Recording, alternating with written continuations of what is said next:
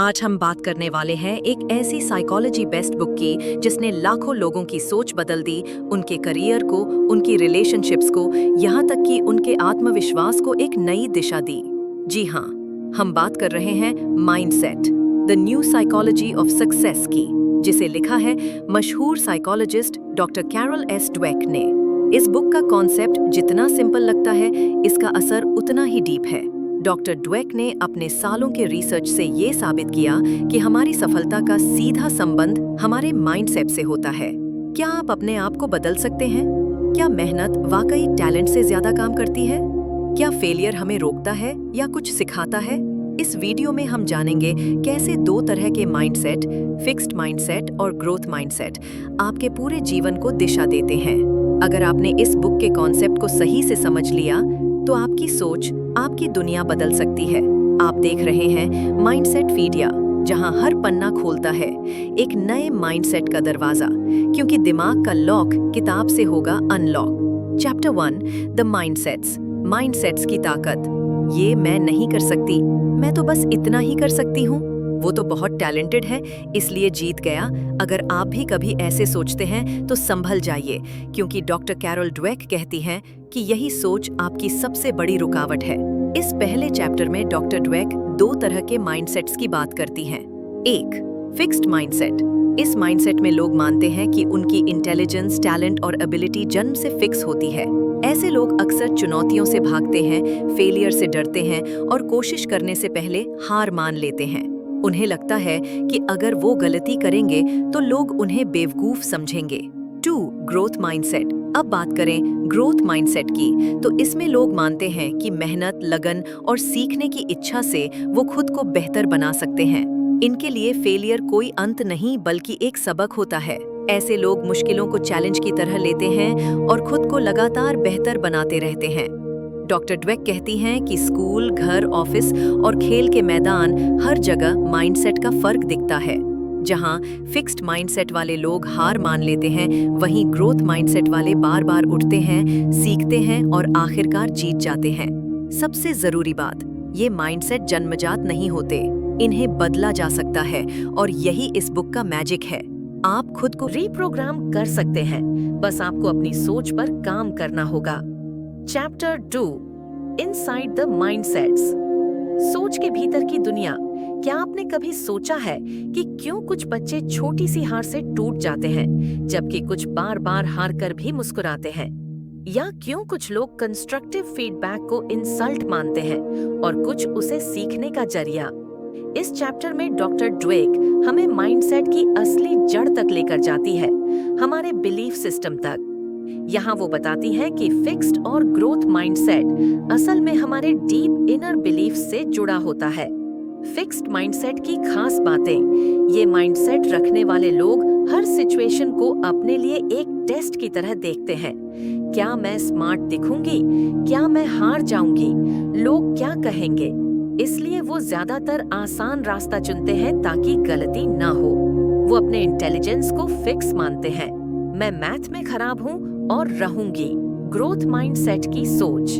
ये लोग हर चुनौती को एक अवसर की तरह देखते हैं। इससे मुझे सीखने मिलेगा, मैं प्रैक्टिस करके बेहतर हो सकती हूँ। उनके लिए इंटेलिजेंस कोई स्टैटिक चीज नहीं, बल्कि एक मसल है जिसे मेहनत से ग्रो किया जा सकता है। इस चैप्टर में डॉक्टर ड्वेक एक बहुत ही इंटरेस्टिंग रिसर्च का जिक्र करती है। बच्चों को एक टास्क दिया गया, कुछ ने ट्राई किया और हार मान ली, लेकिन जिन बच्चों को ये बताया गया था कि तुमने कोशिश बहुत अच्छे से की, उन्होंने दोबारा कोशिश की और बेहतर परफॉर्म किया। मतलब ये कि हम क्या सोचते हैं और हमसे क्या कहा जाता है, ये दोनों ही हमारी माइंडसेट को गहराई से प्रभावित करते हैं। यही वजह है कि इंकरेजमेंट और प्रेज का तरीका भी मायने रखता है। तो दोस्तों, ये चैप्टर हमें एक बहुत ही इम्पोर्टेंट लेसन देता है। माइंडसेट हमारे अंदर काम करता है जैसे एक छुपा हुआ प्रोग्राम, जो हमारी हर सोच, हर डिसीजन और हर कोशिश को साइलेंटली डायरेक्शन देता है। Chapter 3, the truth about ability and accomplishment. काबिलियत की असली पहचान। डॉक्टर कैरल ड्वेक इस चैप्टर में एक सीधी बात कहती है, टैलेंट होना ही सब कुछ नहीं होता, माइंडसेट उस टैलेंट को कैसे इस्तेमाल किया जाए वो सिखाता है। बहुत से स्टूडेंट्स इसलिए पीछे रह जाते हैं क्योंकि उन्हें बचपन से ये सिखा दिया जाता है कि या तो तुम स्मार्ट हो या नहीं, और अगर नहीं हो तो तुम्हारे पास कुछ खास नहीं। फिक्स्ड माइंडसेट स्टूडेंट्स का सच, उन्हें लगता है कि आईक्यू सब कुछ है। अगर वो एक बार किसी सब्जेक्ट में कमजोर साबित हो गए तो वो खुद को बेकार समझने लगते हैं। ऐसे बच्चे नया सीखने से डरते हैं क्योंकि उन्हें लगता है कि गलती का मतलब है मैं फेल हूँ। ग्रोथ माइंडसेट वाले स्टूडेंट्स, वो हर गलती को लर्निंग अपॉर्चुनिटी की तरह लेते हैं। अगर कोई चीज समझ नहीं आती तो वो सोचते हैं अभी नहीं आता लेकिन आएगा। ये सोच उन्हें लगातार आगे बढ़ने का साहस देती है। डॉक्टर ड्वेक इस चैप्टर में कई स्कूलों और बच्चों की स्टडीज के जरिए बताती हैं कि जिन बच्चों को ये सिखाया गया कि इंटेलिजेंस ग्रो की जा सकती है, उन्होंने एक्चुअल इम्प्रूवमेंट दिखाया। टीचर्स और पेरेंट्स के रोल पर भी जोर दिया गया है। अगर पेरेंट्स हर बार बच्चे को गुड जॉब बोले सिर्फ रिजल्ट के लिए, तो बच्चा फेलियर से डरने लगता है। लेकिन अगर वो उसकी कोशिश को सराहे, तुमने मेहनत की और ये बेहतरीन था, तो बच्चा आगे बढ़ता है। एक पावरफुल कोट, बनना बेहतर है होने से, यानी कुछ बनना ज्यादा इम्पोर्टेंट है बजाय सिर्फ कुछ होना के। तो दोस्तों, इस चैप्टर से हमें ये समझ में आता है कि लर्निंग सिर्फ पढ़ाई नहीं बल्कि सोचने का तरीका है। अगर बचपन से हमें ये सिखाया जाए कि मेहनत प्लस सही माइंडसेट को सक्सेस, तो कोई भी बच्चा पीछे नहीं रहेगा। Chapter 4, business, mindset and leadership, mindset और लीडरशिप की दुनिया। डॉक्टर कैरल ड्वेक इस चैप्टर में हमें एक चौंकाने वाला रियलाइजेशन देती है। किसी का आईक्यू, रिज्यूमे या एक्सपीरियंस नहीं, बल्कि उनका माइंडसेट तय करता है कि वो लीडर बनेंगे या सिर्फ फॉलोअर। फिक्स्ड माइंडसेट वाले प्रोफेशनल्स, ये लोग अपनी इमेज को लेकर बहुत कॉन्शियस रहते हैं। उन्हें लगता है कि गलती करना उनकी कमजोरी को उजागर करेगा, इसलिए वो फीडबैक से बचते हैं।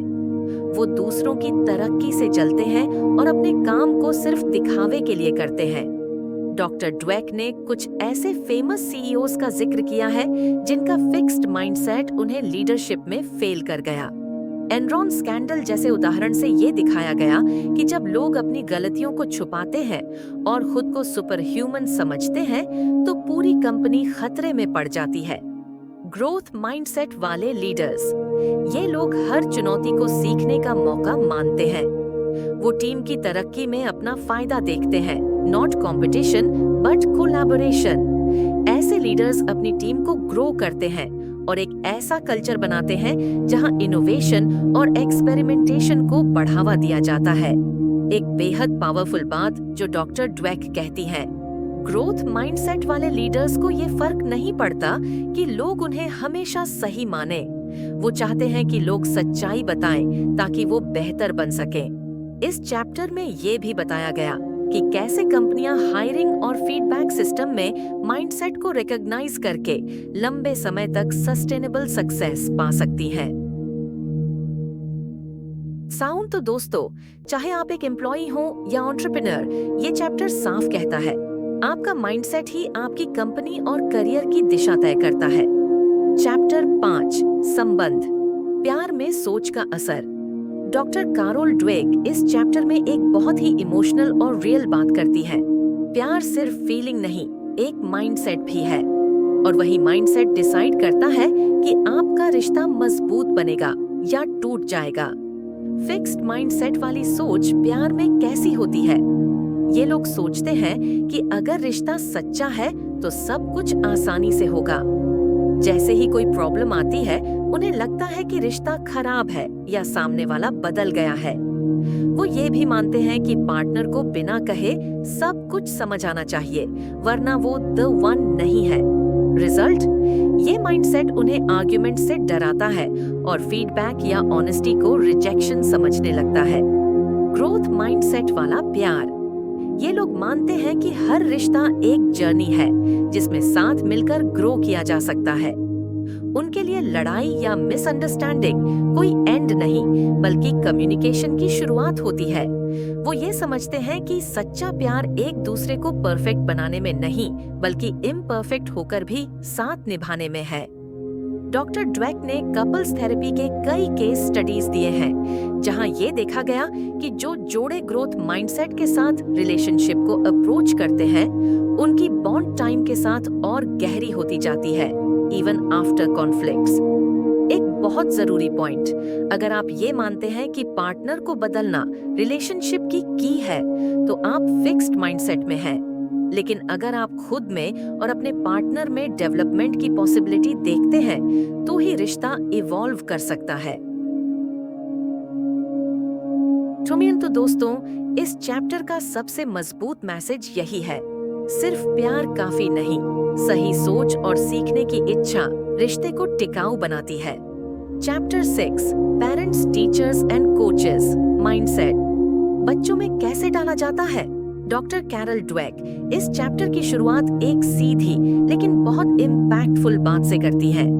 हर बार जब आप किसी बच्चे को कुछ कहते हैं, तो आप उनके सोचने का तरीका बना या बिगाड़ रहे होते हैं। Fixed mindset, parenting and teaching. जब पेरेंट्स या टीचर्स बार बार बच्चों को ये कहें, तुम बहुत स्मार्ट हो, तुम तो जन्म से टैलेंटेड हो, तो बच्चे ये मान लेते हैं कि स्मार्टनेस एक फिक्स चीज है।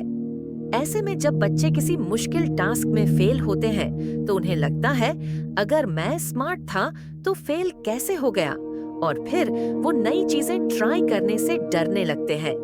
Over praising intelligence, fixed mindset को बढ़ावा देना, ग्रोथ माइंडसेट वाली गाइडेंस। जब आप किसी बच्चे से कहते हैं, तुमने बहुत मेहनत की, तुमने सही स्ट्रैटेजी अपनाई, तुम लगातार प्रैक्टिस कर रहे हो, तो बच्चा ये सीखता है कि मेहनत से सब कुछ सीखा जा सकता है।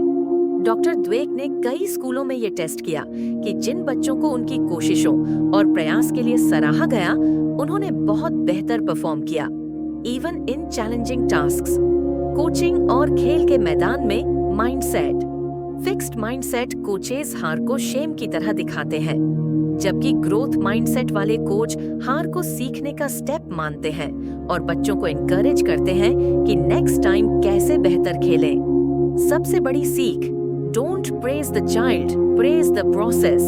यानी बच्चे को तू बहुत अच्छा है बोलने से ज्यादा जरूरी है ये कहना, तूने जिस तरह से मेहनत की वो काबिल ए तारीफ है। तो दोस्तों, ये चैप्टर उस इंसान की आंखें खोल देता है जो बच्चों से जुड़ा हुआ है, क्योंकि बच्चे वही सोचते हैं जो हम उन्हें सोचने की आदत डालते हैं। Chapter 7, changing mindsets in sports, खेल में सोच का कमाल।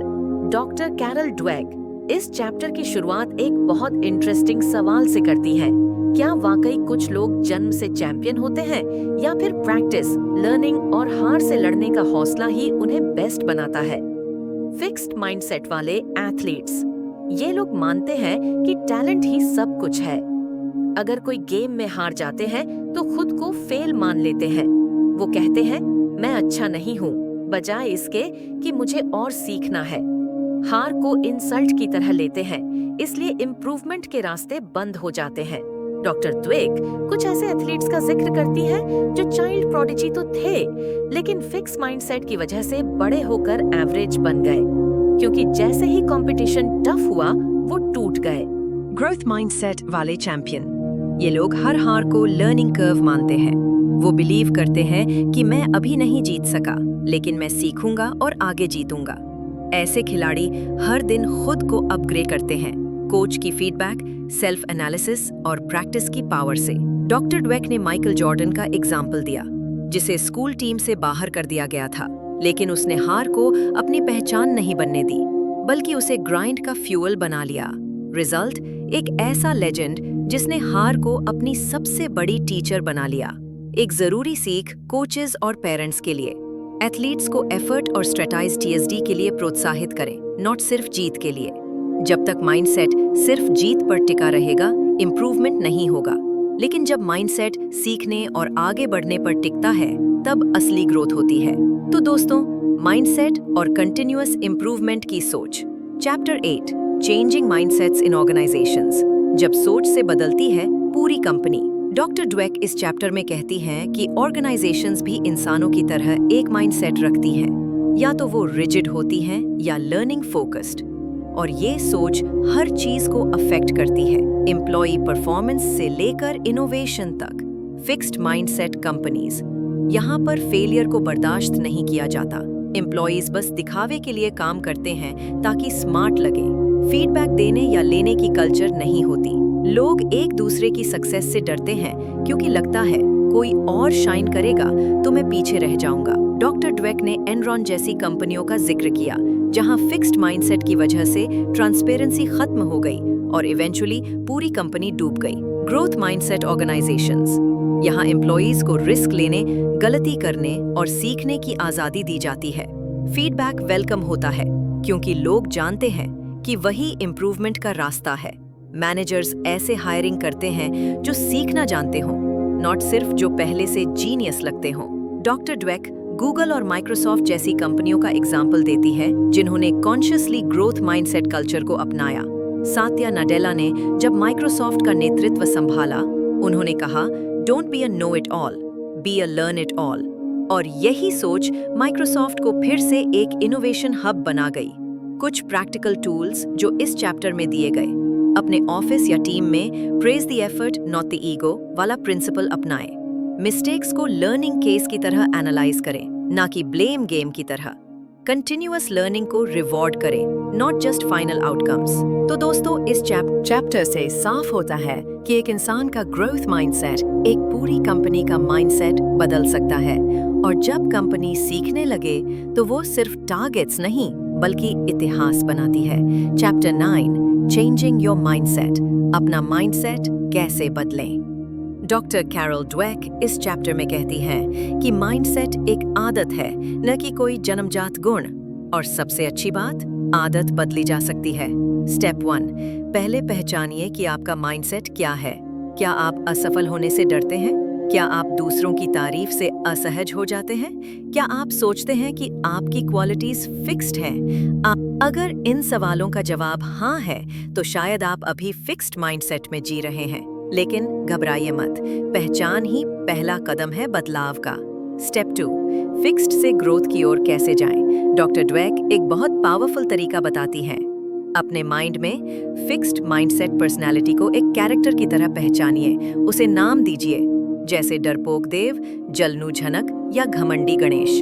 अब जब भी कोई चैलेंज आए और ये कैरेक्टर आपसे बोले, तू ये नहीं कर पाएगा, क्या जरूरत है रिस्क लेने की, तो आप उसे पोलाइटली जवाब दें, thanks for your opinion but I choose to grow.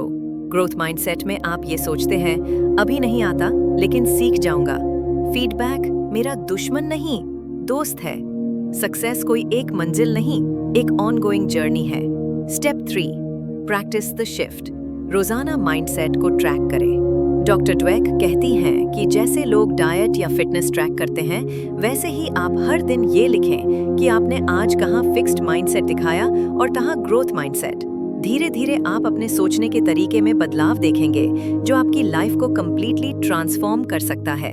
Chapter, अगर आप सच में खुद को बेहतर बनाना चाहते हैं तो फिक्स्ड माइंडसेट की आवाज को शांत करके ग्रोथ की राह चुननी होगी।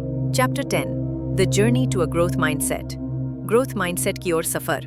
डॉक्टर कैरल ड्वेक कहती हैं, माइंडसेट बदलना कोई एक दिन का काम नहीं है, ये एक लगातार चलने वाली जर्नी है। इस चैप्टर में वो हमें 5 प्रैक्टिकल स्ट्रैटेजीज देती हैं जिनकी मदद से हम रोजमर्रा की जिंदगी में माइंडसेट को धीरे धीरे रीवायर कर सकते हैं। Step 1, awareness. हर दिन अपने माइंडसेट को नोइस करो। खुद से पूछिए, मैं इस फैसले को क्यों टाल रहा हूँ? क्या मैं किसी नाकामी के डर से पीछे हट रहा हूँ? इस सवाल से आपको अपने फिक्स्ड माइंडसेट वाले मोमेंट्स पकड़ में आने लगेंगे। Step 2, reframe failure. असफलता को दुश्मन नहीं, टीचर समझिए। जब कुछ गलत हो जाए तो कहिए, what can I learn from this? Fail होना आपकी काबिलियत पर शक नहीं, बल्कि ग्रोथ का रॉ मटेरियल है। Step 3, use growth oriented language. अपनी भाषा को बदलिए। मैं ये नहीं कर सकता की जगह कहिए, मैं ये अभी नहीं कर सकता लेकिन सीख सकता हूँ। छोटे शब्द लेकिन बड़े असर। Step 4, set process goals. सिर्फ रिजल्ट नहीं, कोशिश पर भी फोकस करें। एग्जाम्पल, 100 मार्क्स लाने हैं की जगह कहिए, मैं हर दिन 2 घंटे सिंसियरली पढ़ूंगा। जब आप प्रोसेस पर ध्यान देते हैं तो रिजल्ट खुद ब खुद अच्छा आता है। Step 5, surround yourself with growth mindset energy. ऐसे लोगों के साथ रहिए जो हार से डरते नहीं, सीखते हैं। और अगर आप खुद कोई लीडर, टीचर या पेरेंट हैं तो दूसरों में भी यही एनर्जी डालिए।